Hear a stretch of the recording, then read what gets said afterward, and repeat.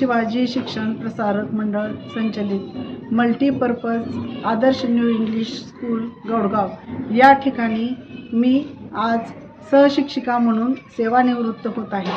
तर त्या निमित्ताने माझं सर्व संस्थेचे संचालक मंडळ, माझा सर्व स्टाफ आणि इतर पण शाखेतले माझे सर्व सहकारी आवर्जून माझ्या कार्यक्रमाला उपस्थित राहिले। तसेच माझे बार्शीचे पण सर्व आप्तेष्ट, माझे नातेवाईक, माझे सहकार्य बंधू सर्वजण या कार्यक्रमाला सर्वांनी उपस्थिती लावली आणि याच्यातूनच मला आज समजलं की माझ्या कामाची पोचपावती काय आहे ते मला आज समजलं। त्यामुळे मी त्यांचे फार फार ऋणी आहे। एवढे बोलून मी माझे 2 शब्द संपवते। जय हिंद। थोडा बदल करावा। आता माझे एक लहान मागणी आहे, त्या पगार शब्द काढून मानधन शब्द त्यामध्ये दाखवावा। कारण का शिक्षक हे पूर्णपणे ज्ञान देण्याचं काम करतात मित्रहो, आणि मानाचं धन त्यांना देण्याचं काम ते लोक करतात, ते का उपकार करत नाही। म्हणून इथून पुढे कुणी हा पगार शब्द, मला असं वाटतं आमच्यासारख्याला आम्ही नाही गव्हर्नमेंट सर्वंट नाही, आमचं कोणतं पगार झाला का, पण ज्ञान देण्याचं काम जे करतात ते आमचे शिक्षक आहेत। ह्यांच्या जीवावर आम्ही मोठे झालो, ह्यांच्या जीवावर। असं म्हणतात, मुलांना सुद्धा विचारलं की आई वडिलांनंतर कोण, तर ते गुरु आहेत।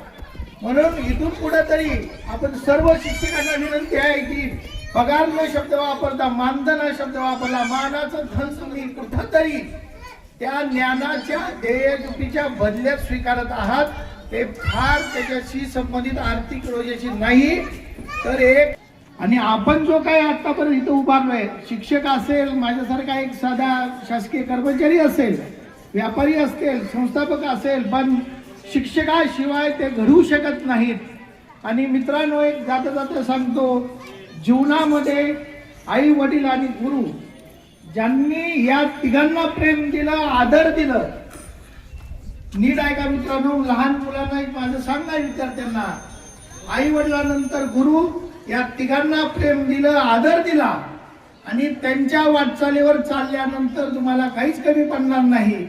आणि जे कोणी आई वडील आणि गुरूंना अवहेलना करतील, एक तर ती मला माहित आहे ते पुढे जातच नाही किंवा जिथं आहे तिथं थांबतात। माझी सर्वांना, या लहान विद्यार्थ्यांना, या लहान मुलांना विनंती आहे की माता पिता आणि गुरु यांना कधी विसरू नका। गुरुचं कार्य चांगलं असतं। इथून पुढे पण आमच्या भगिनी अतिशय चांगलं, आम्ही बोलायला दिल्याबद्दल त्या सर्वांचं आभार मानतो आणि मी माझे 4 शब्द संपवतो। जय हिंद, जय महाराष्ट्र।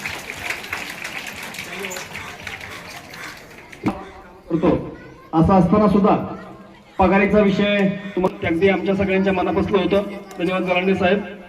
यानंतर या ठिकाणी बऱ्याच मान्यवरांचं आगमन झालंय। चौधरी सर, संस्थापक महादेव इंगळे, मान्यवरांचं प्रशालेच्या वतीनं श्रीमती खुने पाणी मुके होते वाणी।